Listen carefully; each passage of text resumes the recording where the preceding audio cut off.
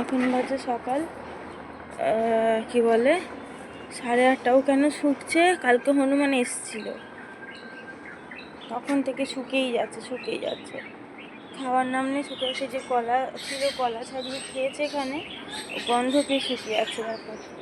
আর আগে সরস্বতী পুজো, ভিডিওটা যে রাত্রে আপলোড হবে, আবার কোথায় যাচ্ছে শুকে। নিচে চল। হায় পাগল হয়ে গেছে। আজ একটু যাবো মন্দিরে পুজো দিতে, মনসা মন্দিরে পুজো দিতে, কারণ শুক্রবার। আমিও কনফার্ম জানি না খোলা আছে নাকি, তারপরেও ঠিক করেছি যাবো।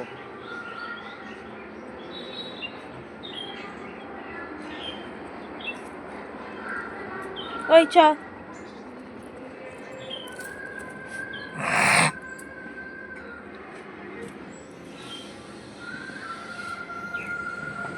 না গো।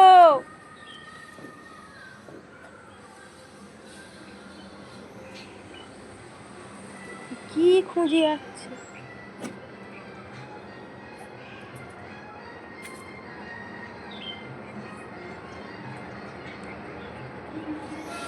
চ নিচে চ, তোকে খুঁজতে হবে না, চল।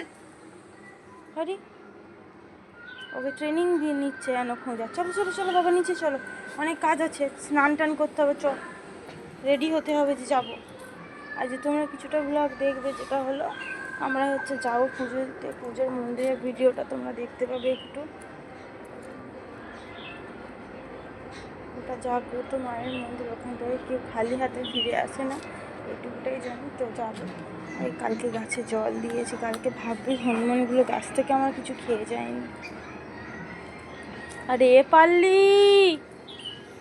নিচে চ, আবার ছুটে যায়। আরে নেই, চ। আরে চ না গো।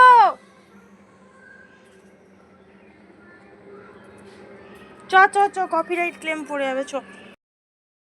তো আমরা এখন এসেছিলাম খড়গপুরে ওখানে একটা আছে জগপুর নামে, মানে একটা মনসা মন্দির আছে, মনসা মায়ের মন্দির আছে, ওখানে এসেছিলাম। মানে এসেছি প্রায় 1টা বেজে গেছে। তো এখানে দেখলাম এখানে না বাড়িগুলো মানে সেই আগে করার মতো পুরনো। এখানে সুমি জল খাওয়ার জন্য জেদ করছিল, আর এখানে একটাও গাড়ি ছিল না, সেই জন্য দাঁড়িয়েছিলাম। আর আজকে মানে সত্যি কথা বলতে ওখানে ওই লোকটা বসে না খেজুর পাতা নিয়ে গিয়েছিলো। তারপর দেখলাম ঝাঁট। আর এখানে দেখো এনারা তো উঠে পড়ছে, এনাদের ছিল প্রায় 8-9 জনের মতো ছিল, বাচ্চা কাচ্চা সবাইকে নিয়ে। আর মানে 11 জন একটা টোটোর মধ্যে কিভাবে যাচ্ছিলাম সেটাই শেয়ার করবো। এই দেখুন, আমরা যে বসেছি, আমি এই যে সুমিকে আমি কোলে নিয়েছি, আর ওনাদের ভেতরে সব বাচ্চাগুলোকে কোলে করে নেওয়া, মানে শাড়ি পরে এইভাবে ওকে নিয়ে যাওয়াটা খুবই চাপের ছিল। আর যেখানেই চোখ যাচ্ছে সেখানেই শুধু দেখছি মাটির বাড়ি। আমাদের এদিকে মাটির বাড়ি খুব একটা দেখা যায় না, একদমই নেই বললে চলে। দুজনেদের ছিল, তাও ভেঙে দিয়েছে, মানে সেই খুব ছোটোবেলায় দেখেছি।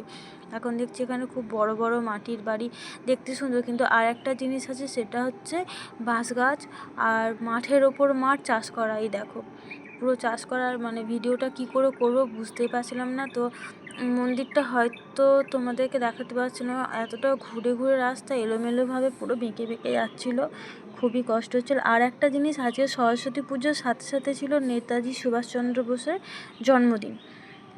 তো 23শে জানুয়ারি ছিল, যেটা সবাই জানতে। আর এতটা টায়ার্ড ছিলাম যে ভিডিওটা দিতে হবে সেটা করতেই পারছিলাম না।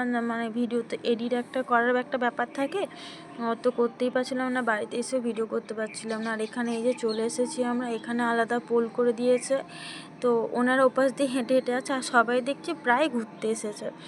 তো আমার মনে ছিল যে অনেক দিন ধরেই ভাবছিলাম যাব, তো সেই জন্য কি করেছিলাম যে না, যাই হোক আর তাই হোক, একটা মন্দির ঘুরে আসা যাক। আর এনাদের দেখুন এতজন এসেছে সঙ্গে, কি বলবো। আর আমাদের তো এতই কষ্ট হচ্ছিলো, তো যাই হোক শান্তভাবে ভালোভাবে পুজোটা দেওয়া হয়েছে। একটাই দোকান খোলা ছিল, তার মধ্যে মানে এতটা টায়ার্ড হচ্ছিলাম না, না খেয়ে দিয়েছিলাম। সকালে কিটোকে একজনেদের মানে একটা বৌদিদের বাড়িতে পুজো হয়েছিল, ওনাদের বাড়িতে খিচুড়ির প্রসাদ দিয়ে গেছিলো, ওকে খিচুড়ির প্রসাদ খাইয়ে দিয়েছিলাম। আর এখানে দেখো কত সুন্দর ভাই বোন দুজনে ঘুরতে বেরিয়েছে, আর এনারাও বেশ যাচ্ছে। আমাদের সুমি টুনটুনি সামনে আছে, পুকুরটা দেখালাম। এখানে সবাই পুকুরে পুজো করে তার ক্ষীরায় যাওয়ার কথা ছিল ফুল বাগান, সেটা দেখাতে মানে এতটাই দেরি হয়ে গেছিলো যে আমার যাওয়ার আর ইচ্ছা ছিল না, অনেকটা টায়ার্ড ছিলাম। কিডো বাড়িতে একাও ছিল। আর ওখানে দেখলাম যে অনেকগুলো ফুল বাগান, ও বাগানের মতোই মোটামুটি একটা ফুল গাছ বিক্রি করছিল, তাই সেটা তোমাদেরকে সবার সঙ্গে শেয়ার করলাম, দেখালাম। একটু ভুলভাল বলছে, এখন আমার এই মুহূর্তে ঘুম পাচ্ছে।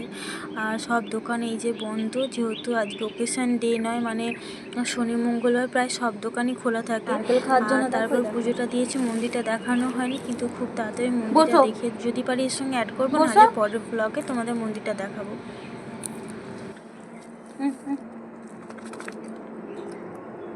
দেখবে দেখো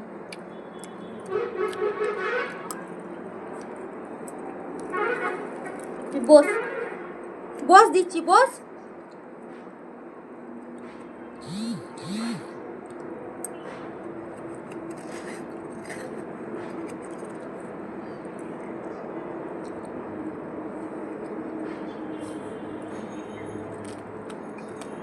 বস না,